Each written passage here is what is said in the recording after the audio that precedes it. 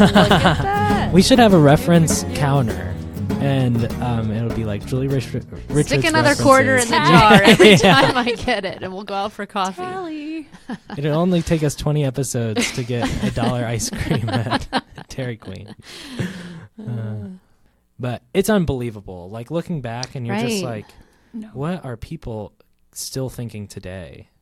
It's a really interesting paradigm shift. Oh my word! So much has happened. I'm so since excited for it to keep changing, though. Just like, keep let's right go. on changing. That movement, right? It's movement. There you go. That's what we're talking about today. Yeah, and that transition does perfectly into feelings. So if you're just joining us, welcome to Community Roots, a place where we gather in community with each other to talk about mental health. I'm Samuel Richards. I'm Julie Richards. I'm Lisa Gilchrist. Actually, in school, we're talking about feelings in my communication class, so it's good timing on my end that I'll be prepared for this round of therapist talk. This might help clear something up for me right off the bat. What is going on in your brain whenever you're thinking as opposed to feeling something? It's a really good question. There are two different sides of the brain. So I don't know if we've talked about it at all, but the connector, like the corpus callosum, it's just a very small bridge that connects our cognitive side of the brain with emotion. And so we can have thinking things going on, and when that bridge is connected, we get to have access to that emotion that might go along with that thought, or those just the things that we're thinking of. And I don't want to dip too much into trauma, but when we experience trauma, it separates that bridge. And so we can go either two sides. We can stay super cognitive, logical. I've got a great story. But you can't know what I'm feeling because that part of me is not working. It doesn't leave you on that side because very quickly you could become and stay on an emotional side as well and not have access to any words or thoughts, just feeling only. And that's overwhelming. And we even talk about the brain as being, there's the thinking brain, the feeling brain. And even if you know something to be rationally true, that your thinking brain says, I know this is true, your feeling brain isn't necessarily resolved, which means you have to be paying attention to what's the emotion underneath that. Where am I still feeling distressed in my body? Feelings are sensations that are in our body that we are actually interpreting our emotion based on how those sensations impact us. And so many times we cross what we're talking about with I think and I feel. Yeah. It can be confusing. I've done it myself many a time, even probably today at some point. So they're confusing. We share them. We say, I think, or I feel that, and you just continue with your thought. So as interchanging them, you might say something like, I feel like you're not paying attention to me. And instead you might say, I'm frustrated that you're not paying attention to me right now. So when we use those phrases of I feel like, we're pretty often forgetting the emotion word that comes with it. We end up saying I feel like, but what we communicate then is our thoughts. We don't actually communicate emotion with it. And another piece too, I often see, especially with clients, someone coming in and asking, like, this is what I'm telling my spouse. I'm saying this, and they're not validating me. And I get to share with them, well, you're not sharing a feeling. You're sharing a thought with them, and you're expecting a validation response of a thought, and that's not really something that we validate necessarily. Emotions are things that we validate. And I remember talking about just the power of being able to validate some of what we're feeling, again, to give space. I think, too, a big emotion. part of that would be connection. And emotion helps us to know what a person's feeling so that we can get closer to them. It's part of being known. It's part of knowing ourselves. And one of the things I think that's really difficult is if we don't have someone who's asking us, what do you think about this? Or what do you feel about this? We often don't really know because we get into the groove of whatever our busyness is. And unless we have safe people or people that can be asking us, our therapist or a friend or a family member, or specifically if we would do journaling and self-reflection, we need to be able to check in with ourselves and to find out, what is it that I think about this? What do I feel about this? And maybe even practicing distinguishing that those are two different things, which is why it connects back into that these sensations are happening in our body. We're feeling joy or excitement. We're feeling sadness and heaviness in our heart. We're feeling anxious and stressed. Those are all sensations that we have that then help us be more informed about the emotion behind it, feeling joy or sadness or stress, anxiety, things like that. That's how it all connects in. Yeah, just so I'm understanding it, it's kind of like you have two different functions in your brain, and sometimes they work together and sometimes they work independently. Yeah, it can get kind of disconnected or dominant on one side or the other, where we do kind of cope with just thinking more instead of allowing ourselves to feel it. Or sometimes people get so flooded with emotion that they're feeling so much they can't quite regulate emotion.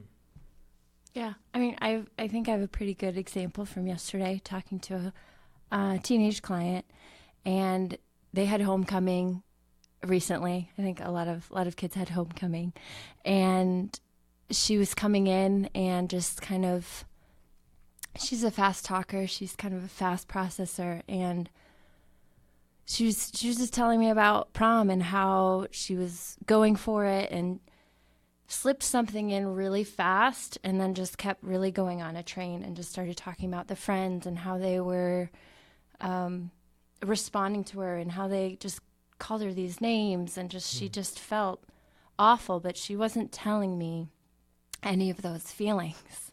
She was just going. And at one point I just said, hey, you just told me you don't know what you're feeling, and I just want to stop you for a second so that we don't go this far without honoring some space for you to figure out what you're feeling. And she said, you know, as we went through, she was like, oh, I guess I can like feel what I'm feeling.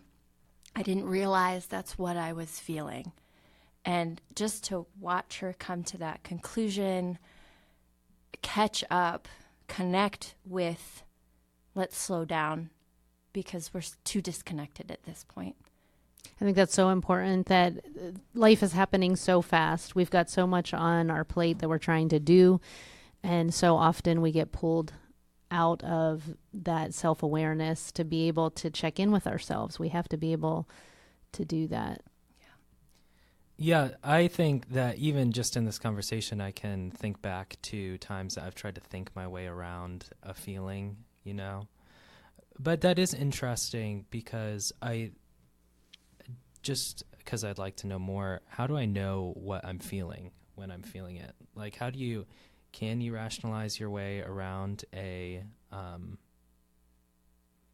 feeling, or is that just part of the process of feeling something? How do I know what I'm feeling?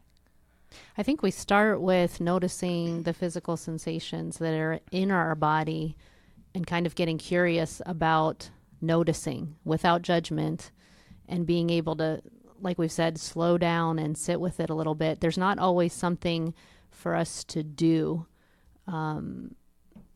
Lisa Oliveira had posted on Instagram about we don't always have to do something with our emotions. Most of the time, the path moving through our feelings is simply acknowledging and honoring them, holding them, witnessing them, allowing them. And that's such an important thing, to just be with where you are, to be able to pay attention and notice just anything that's coming up for you. I think having access, allowing feeling is really empowering. I mean, for the young girl I was sharing about, you could tell, right? She just felt so empowered by being able to acknowledge and identify, I do have feelings, I do have access to something, and I'm realizing that my speed is taking that away from me. And another reference, a book reference, Kurt Thompson, in The Soul of Shame, says, emotion is something that both regulates us and that we regulate. Whenever we are thinking or sensing something, emotion is part of the process. And so I guess to your question, circumventing or circuitously trying to get somewhere, maybe over something, or deleting it, like there's no deleting. You have to move through it. And by allowing that, supporting that, having people support that and see that for you allows movement. So is one of the ways to process emotion like saying, I'm feeling angry right now? Yeah, and then explore that a little bit. I was thinking sometimes feeling wheels, emotion wheels, there's different like charts that list out just some different emotion words that you can pull from so that you can kind of sit with, here's what's going on with me, and here's what I think about it, here's what I feel about it, here's the sensations that I'm having in my body. Mm-hmm. What you can do is make a sensory wheel and draw a circle on a piece of paper, write a big plus in the middle of it, so you're dividing it into 4 quadrants, and then label those 4 parts: thinking, feeling, body sensations, and images. And you can fill those 4 quadrants with drawings, with phrases, with words that kind of help you unpack what happened in your week. So you could do it with something really awesome and fun that you're happy about. You can do it with something you're really stressed about or confused or conflicted about. So you can have the event that happened and start writing down, what was I thinking about that? And then what are the feelings that come up with the thoughts that I had? And what are the body sensations I'm noticing? And what are the images that come to mind as I think about it? And it kind of helps you untangle and do some self-reflection on what's going on with me right now. How can I get in touch with myself about this particular event that happened? Yeah, that seems pretty in-depth. I was kind of imagining you being like, you write happy, sad, excited, and something else. But that seems really in-depth. I think that the images piece is really interesting to kind of say, what did the situation bring up? Yeah, because it might be reminding you of something of significance, of special meaning to you, that helps you get to the root of why you're thinking and feeling the way you are. Because we all have meaning that we're bringing to something. It's not just linear or everyone seeing it the same way. We all have our own experience of things. We call it a subjective experience. So it's important to notice and just be observant and not critical of yourself. Just be compassionate to say, I'm noticing, these are my thoughts. These are the things I'm feeling. This is what it's bringing up for me.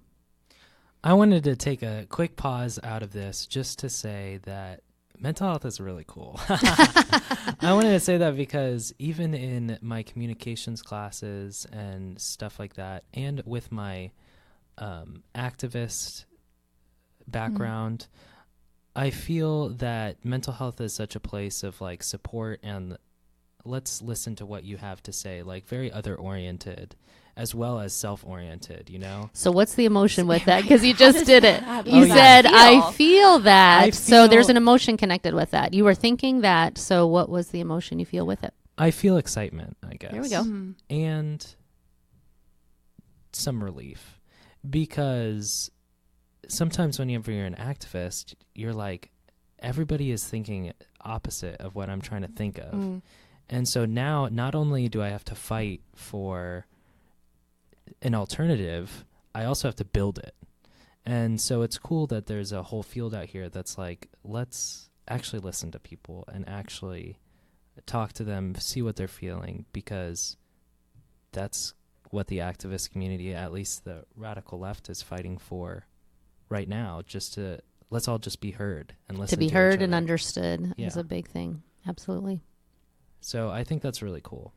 Yeah. And part of that being to be felt and understood, there has to, I think you come back to that access of saying, do I have access to share what I'm feeling? Do I have access to share what my story is, and risk maybe being misunderstood or not heard correctly? And, I think about specific people that allow patience to move it around and to get it right and to restructure if it didn't come out right the first time, because it can feel really fumbly sometimes for me. It could feel fumbly. I'm curious, what's the emotion that goes with fumbly? Distracting. Ambiguous. It's a good one. Confusing. I was thinking of confusing. Confusing, yeah. Mm-hmm. Yeah, that is or really like interesting. unaccepting or just hesitant. I think it's good to have patience too. I mean, just to realize that in our society that this isn't really taught.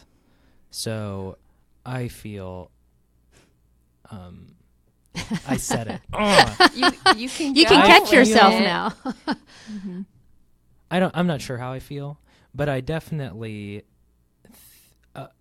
I don't know. But my experience is I don't have enough of an emotional vocabulary to explain what I'm feeling. Sure. And so to even come up with these words, we've talked about fumbly. Off air, we talked about grumbly. Yeah. If you're feeling grumbly about something. But I guess I feel It's a good fumbly insight. for words. I think this is inspiring me too to post on our Facebook page an emotion wheel and some different emotion charts and things, that those are helpful to grow our vocabulary for finding a way to not only just have a variety of words that we can choose from, but also intensity, because our feelings are sometimes mild and small, and sometimes they get really big and really intense. And one of the things that's helpful for us to know what to do whenever we get really overwhelmed is, what do I do with these strong feelings? I have to, feelings have, emotions have energy with them, and that kind of gets stuck in our body. And so sometimes if we feel really strongly about something, we need a way to release that energy. Which includes things like going for a run, which I'm not a runner, so I wouldn't do that. Ride. Yeah, okay, go for a bike ride, take a walk with your dog, or do some exercise, or for some people it's kickboxing, or it's throwing a pillow or something, but you have energy that you want to release. People who are anxious can sometimes chatter a lot. There's like nervous chatter that happens that I've seen kind of that connected with, you're trying to get the energy out of your body through using so many words. Even that is one way that we release some of that energy. So if you're feeling angry about something and you go for a run, is that avoiding the emotion, or should you sit with it first? What are the steps there? I think you can notice it and sit with it even while you're running. Like just having the awareness in your mind of, I'm feeling angry about this. I'm really frustrated, and allowing your run to be part of your expression of anger. So it's not to avoid it. It's to recognize, I've got energy in my body right now because this situation is so frustrating. I need to do something with that energy. I'm going to run being aware that I'm feeling that. It's giving it permission to be there and an expression to be able to do something with it when we need to. I think it reminds me of like a teeter-totter or a balance, as far as, I don't know if danger is the right word, but like in danger of staying too far sided in the emotion and just really going that deep without being able to look at the other side. So I think of just being able to balance it and say, here's the emotion, here's what I'm feeling, here's what I can do with it, and how do I really integrate, take some time to be with both, find others. And sometimes anger is tricky, because I shared with someone the other day, I said, it's not really a primary emotion. What might be underneath that? but really having someone to challenge it or ask about it and say, that's really interesting. And I think the idea of giving validity to your anger, but also exploring, is there disappointment underneath? Is there sadness? What else am I going feeling? on Yeah, we're not just here? feeling one emotion at a time, so we can explore it, get curious about it, and say, what else am I feeling with that? Dan Siegel talks about name it to tame it. So when we feel really upset by something, one way to bring our emotion down to a calmer level so we can sit with it better is to name it out and to be able to talk about it. That activity is actually integrating your brain that Lisa was talking about earlier about the left side and the right side, because your left side is putting words to it. Your right side is feeling the strong emotion. So naming it balances out the left side and the right side emotion. So at the beginning of the episode, we mentioned something similar that I think is applicable. This idea of I feel and then a thought. But maybe this kind of two-tone question of, instead of focusing on, you should say an I statement to accurately say it, instead focus on what am I feeling and why am I feeling it? So we were talking earlier about this example, but instead of saying, I feel like you're late all the time, instead to say, okay, what am I feeling? I'm feeling annoyed whenever you don't show up on time. Is that a good way of thinking about it? Yeah, because you're owning your own thoughts and feelings by starting it with the I statement, and then you're acknowledging, you're linking together what the emotion is with the behavior or thing that can be potentially corrected or addressed more specifically. I like that too, because I think it gives the other person some space to move too. Instead of saying, you're late all the time, it's more of, I'm upset whenever you don't show up on time. And that kind of gives you the space to say, oh, well, the reason I don't show up on time is because I have a meeting before this. You can facilitate conversation and discussion rather than the accusatory, I'm putting this on you. And that's what you does. It's kind of when we talked before about the polyvagal theory about is it safe or is it danger? Mm-hmm. You know, if someone is going to accuse you, your brain is going to go into the mode of, I have to protect myself. So I'm either going to fight you on it, I'm going to flee, or I'm going to shut down and freeze. So if you do that accusatory type talk, you're throwing someone's brain into survival mode ultimately, instead of staying in a calm, safe space of welcome, of curiosity, of compassion that allows you to communicate. Because what you were mentioning earlier was we want to be heard, we want to be understood. Right. So we have to be able to work with our feelings in a way that allows someone to hear us and not be feeling attacked or accused, blamed, shamed. All those things kind of shut down emotion, being able to connect and communicate about them. And it feels very plain, and just to say, this is my experience. This is a situation I'm dealing with. This is my reality. Yeah. Yeah, to be able to own it and say, this is how I'm experiencing it. And especially if you can stay humble with that and just say, hey, here's where I'm at with this. You're inviting someone into more connection to be able, because then hopefully on the flip side of that, you're also curious about their side of it too. So it doesn't become lopsided. With emotions and feelings, one thing I go to quickly is say, am I reacting or do I have space to respond? And I think, again, sitting with this maybe accusatory, blaming, I'm upset, and then stepping back and saying, how am I offering to the person I'm upset with that they don't have to be reactionary, that they can receive the space that I'm giving them, because I'm taking space for myself to acknowledge what I'm feeling so that I can also be mindful and thoughtful of them, because I'm sure we've all been in conversations that are double, triple reactionary and no room for response. Mm-hmm. That's good. And writing and journaling, for me personally, I think for many, allows me some time to respond rather than react. If you get like an email, you're like, okay, I have some time. I don't have to react to what this is. I can respond. I think it's important for us to talk about just that all feelings are valid. Maybe some of the behaviors we choose and what we do with our feelings is not always healthy or beneficial to us. But no matter what someone is feeling, it's important to be able to acknowledge, hear, understand, validate what that is so that they can feel connected to, related to. It doesn't mean that you're for or against or supporting whatever. I think sometimes people get tangled up with all of that. Like they don't want someone to feel a certain way because it seems like that they're giving them permission to do something that they shouldn't. I mean, people get really tangled up talking about feelings instead of allowing someone as part of who they are to have their own thoughts, have their own feelings. It's okay that they feel the way they do. And that, noticing that when there's a range of how strong our feelings are.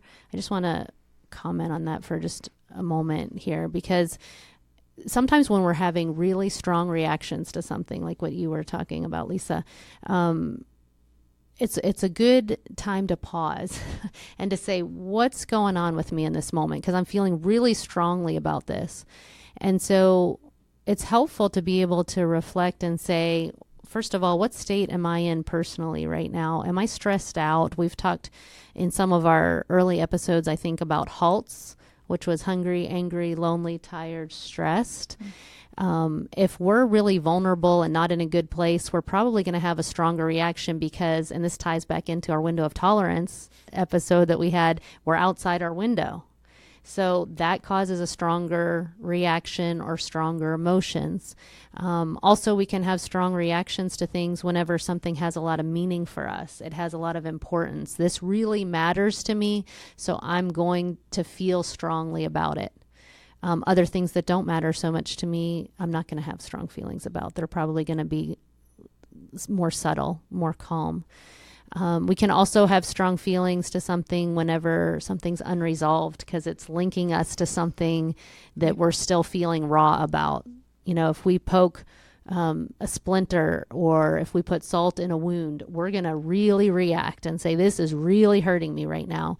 But if we do the work of resolving things and working them through and allowing them to heal, if we take the splinter out, if we don't put salt in an open wound and we allow the wound to heal, then we don't have those strong reactions to it anymore. So sometimes those strong feelings are actually linking us to something from the past that's unresolved or something in the future that we're scared of, but we've left the present. We're not here and now. I like what you said because it connects me back to our community episode, actually, how we talked about just trusting people. And whenever you're in that situation, I think to trust the person that you're talking to say, this is my situation, this is what I'm feeling, can really help clarify some things as well, because I feel those checks that you said are kind of have to be personal. Is there something going on within me that is unresolved because this reminds me of something? That wheel seems like such a good idea. I might try that on some of my more complex feelings because that seems like such a good way to kind of pull one thread and see what else comes out. A little bit. Yeah. I mean, just only working with only a part of it. Like you said, I thought it was just happy, sad, and excited and go, but that's just a part of it. And I don't know, I just wonder about, with the complexity that you're talking about, and sometimes feeling the heaviness of, do I have to hold all of this emotion by myself? And it can be tricky because I think there are things that we need to be able to hold. But I also imagine that there are a lot of things in the sharing of stories and trusting people and connecting and finding links through these emotions, that's where we get to feel understood. And when we understand ourselves better, we can therefore understand other people better as well. Then we can all realize that we're all just human trying to figure out all of this. Isn't that a beautiful thought? That's what I was thinking. Humanity is an amazing, complex, dynamic thing that we can actually celebrate and explore. I think there's a lot of potential and such hurt at the same time. Yeah. That you can see So how true. just scars throughout humanity, throughout all time, you can see them still impacting things today. I feel a little sober. I think it's so important to be able to hold space for both. You know, I think one of the things that keeps us from being able to feel is that we think we have to only feel one way. And so some of that complexity that you were talking about, Lisa, of just let's sit in the middle of all of the questions, all of the wondering, all of the conflicted feelings that we feel grief and loss, but we also feel hope and gain and potential. And there's so much I love that. that we can sit with all of the different feelings and allow them to be felt. Well, cool. I think that brings another episode to a wrap. As with all of our episodes, I think we'll be continuously calling back to it and talking about it as we kind of grow through this podcast. But that's awesome. So if you have any thoughts about feelings, if you want us to cover something that we haven't covered on the show, reach out to us. We'd love to have you create this community that we talk about a lot. So if you want to email us at communityroots.pod@gmail.com, it goes to all of our inboxes. So you get the full range of support whenever you email our podcast. But yeah, reach out. Another way that we get through some of our important updates, let you know about new episodes, maybe upcoming guests, or some attachments that we add to a lot of our episodes. Check us out on Facebook at Community Roots Podcast and on Instagram at communityroots.pod. We'd love for you to rate and review us on iTunes and share your feedback with us. We'd love to share that with you on the air. And keep spreading the word to others so that we can expand our reach and help encourage more people. Yeah, we actually just got our statistics, like a lot of statistics came in, and everybody's listening on iTunes. So if you're listening on iTunes, rate us because it would really help us because that's where everybody else is listening as well. So lastly, let's close out with thank yous. It's always I love being thankful. Gratitude. Yeah, Gratitude's a good thing.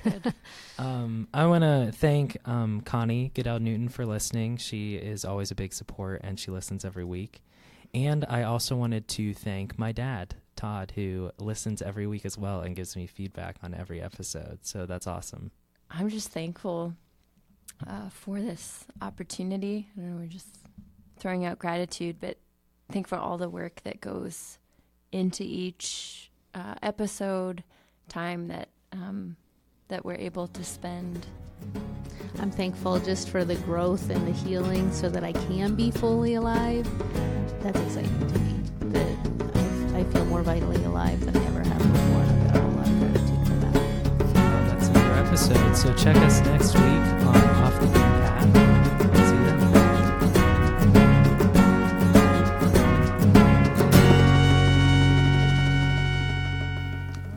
Oh my gosh, you are so good. You did awesome. Oh my gosh.